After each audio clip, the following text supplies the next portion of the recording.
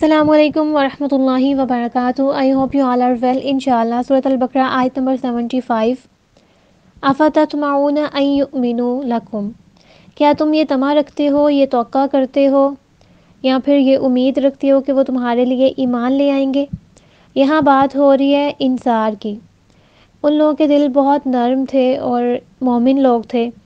ان کے جو حلیف تھے وہ یہود تھے اور ان کے ساتھ ان کے کافی اچھے تعلقات تھے. ان کے درمیان ہمسائیگی تھی، رضاعت تھی، یعنی آپ سمجھ لیں ایک طرح کے یہ لوگ آپس میں رشتہ دار تھے. تو انصار چاہتے تھے کہ کاش یہودی اسلام لے آئیں. اس پر اللہ سبحانہ و تعالیٰ نے یہ آیت نازل کی کہ تم یہ امید رکھتے ہو کہ کاش یہودی اسلام لے آئیں. حالانکہ اللہ سبحانہ و تعالیٰ نے اہل کتاب کے بارے میں ایمان والوں کی امید کو ختم کر دیا تھا. اہل کتاب کن کو بولتے ہیں؟ یہودیوں اور عیسائیوں کو، کیونکہ اللہ سبحانہ و تعالیٰ نے ان کو کتاب دی تھی. اور ان کے بارے میں ایمان والوں کے دلوں سے امید کیوں ختم کر دی تھی کہ ان سے ایمان کی توقع نہیں کرو، یہ لوگ ایمان نہیں لے کے آئیں گے. ایسا کیوں کیا تھا؟ کیونکہ یہودی رسول صلی اللہ علیہ وسلم کی آمد سے پہلے ان کا انتظار کر رہے تھے. ان کے آنے کا ان کو پتہ تھا، ان کی کتابوں میں یہ بات موجود تھی کہ ایک نبی آئے گا.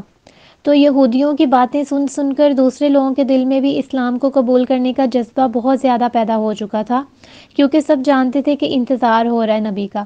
تو دوسرے جو لوگ تھے وہ بھی یہ چاہتے تھے کہ جب وہ نبی آئے گا تو ہم ان کے ساتھ شامل ہو جائیں گے اور اس کے اوپر ایمان لے کے آئیں گے. وَقَدْ كَانَ فَرِيقٌ مِّنْهُمْ يَسْمَعُونَ كَلَامَ اللَّهِ، ان میں سے ایک گروہ ایسا تھا جو کہ اللہ سبحانہ و تعالیٰ کے کلام کو سنتا تھا. یہودی اللہ سبحانہ و تعالیٰ کے کلام کو یعنی قرآن کو سنتے تھے، خوب سمجھتے تھے اور پھر جان بوجھ کر اس کے احکامات کو، اس کی آیات کو بدلنے کی کوشش کرتے تھے، اس میں تحریف کرتے تھے. یوں پتہ چلتا ہے کہ وہ کلام سنتے ہی اس لیے تھے تاکہ اسے بدل دیں. آج مسلمانوں میں بھی ایسے بہت سارے افراد ہیں جو کہ اللہ سبحانہ و تعالیٰ کے کلام کو سنتے ہیں، اس کو پڑھتے ہیں اور پھر اس کو اپنی مرضی سے بدل دیتے ہیں.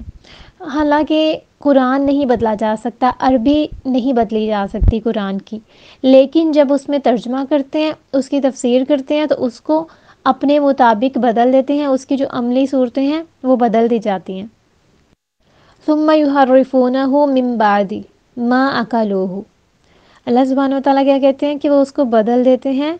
من بعد ما اكلوه، اس کو سمجھنے کے بعد، یعنی اس کو سمجھتے ہیں، اس میں جو کچھ ہے پھر جان بوجھ کے اس کو بدل دیتے ہیں. یہودی اللہ سبحانہ و تعالیٰ کے کلام کو سمجھتے، جان بوجھ کر اس کو سمجھتے ہوئے پھر بدل دیتے، اس میں تحریف کر دیتے. تحریف کسے کہتے ہیں؟ کتاب اللہ کے احکامات کو بدلنا، اس کے الفاظ کو بدلنا، اس کے معنی کو بدلنا یا پھر اس کی تفسیر کو بدلنا. کوئی بھی صورت ہو سکتی ہے بدلنے کی.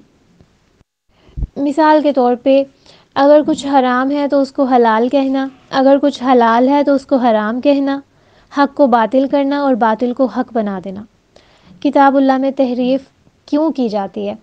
یہ بھی تو بات سوچنے والی ہے نا کہ وہ ایسا کرتے کیوں تھے؟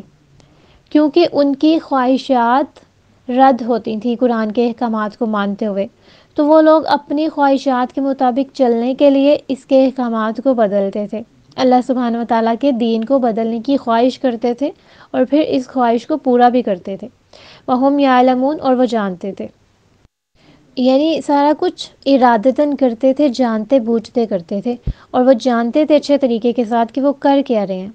اس سے ان کی چال بازیاں، منافقت، فریب کاری، ساری چیزیں سامنے آ جاتی ہیں کہ وہ لوگ جان بوجھ کر حق کو چھپاتے تھے اور تحریف کرتے تھے. ایسے لوگ جنہوں نے اپنی کتاب تورات کو نہیں چھوڑا، انہوں نے تورات کو اپنے مطابق بدلا. آج ہم تورات اور انجیل کیوں نہیں پڑھ سکتے؟ کیونکہ اس کے اندر سارے احکامات انہوں نے اپنی مرضی سے شامل کر دیے ہوئے ہیں. جو چیزیں انہیں نہیں پسند تھی وہ انہوں نے ختم کر دی ہیں اور جو چیزیں باقی ان کی خواہشات کے مطابق ہیں وہ انہوں نے رکھی ہوئی ہیں اور مزید ایڈ کر لی ہیں اپنی طرف سے. اس لیے تورات اور انجیل آج ہمیں ہدایت نہیں دے سکتی اور قرآن، اس کی ذمہ داری اللہ سبحانہ و تعالیٰ نے خود لے لی ہے. بہت سارے مسلمان اور بہت سارے غیر مسلمز قرآن کو بدلنا چاہتے ہیں، لیکن اللہ سبحانہ و تعالیٰ نے اس کی ذمہ داری اٹھائی ہے. اسے کوئی بدل نہیں سکتا، اس کے الفاظ میں تبدیلی تو ناممکن ہے. لیکن اس کے الفاظ کے معنی اور مفہوم بدلنے کا کام آج بھی جاری ہے اور پہلے دن سے جاری تھا جب یہ قرآن نازل ہوا تھا۔ یہود نے بدلنے کی کوشش کی، عیسائیوں نے بدلنے کی کوشش کی، اور آج بہت سارے مسلمان خود اس کو بدلنے کی کوشش کرتے ہیں۔ جو دین کے بنیادی تصورات ہیں ان کو اپنی خواہشات کے مطابق بدلنے کی کوشش آج بھی جاری ہے۔ مثال کے طور پر شرک کا مفہوم، اس میں بہت زیادہ خرابی پائی جاتی ہے، اور نبی کریم صلی اللہ علیہ وسلم کی حیثیت کے بارے میں یعنی کہ غلو کیا جاتا ہے۔ پھر اسی طرح آخرت کی کامیابی کے عقیدے کے بارے میں، یعنی ہم نے کلمہ پڑھ لیا تو کافی ہے، ہم نبی کی امت میں شامل ہو گئے تو کافی ہے، اعمال اچھے کرنا ضروری نہیں ہے، جس سے مرضی گناہ کرتے رہیں، آخرت میں نبی کریم صلی اللہ علیہ وسلم بخشوا دیں گے۔ یہ سارے عقائد بھی غلط ہیں۔ پھر اسی طرح پردے کے احکامات بہت سارے عورتوں کے لیے جو ہیں ان میں بہت ساری تحریف کی گئی ہے۔